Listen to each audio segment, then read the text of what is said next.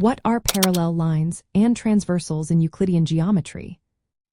Imagine walking down a straight road that never curves or bends, no matter how far you go. Now picture another road running alongside it, always the same distance apart. These are what we call parallel lines in geometry. They are lines that lie flat in the same plane and never meet, no matter how long they extend.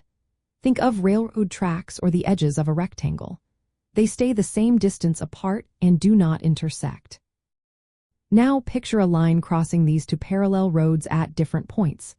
This crossing line is called a transversal. It cuts across the parallel lines at distinct points, creating angles at each intersection. When a transversal crosses two lines, it forms several types of angles. These include corresponding angles, which are in the same position at each intersection.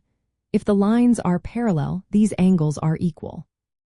Then there are alternate interior angles, which are inside the space between the lines but on opposite sides of the transversal. These angles are also equal when the lines are parallel.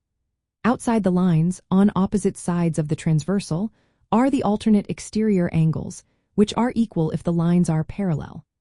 Lastly, there are the consecutive interior angles, which are on the same side of the transversal and inside the lines.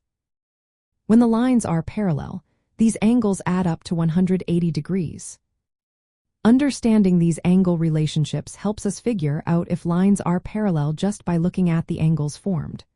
For example, if the alternate interior angles are equal, then the lines must be parallel. This idea is based on a key rule in Euclidean geometry called the parallel postulate. It states that if a transversal creates equal alternate interior angles, the lines it crosses are parallel. So in simple terms, parallel lines are lines that never meet, and a transversal is a line that crosses them, creating angles with special properties. Recognizing these angles and their relationships is important because it helps us solve many geometry problems involving shapes, angles, triangles, and polygons.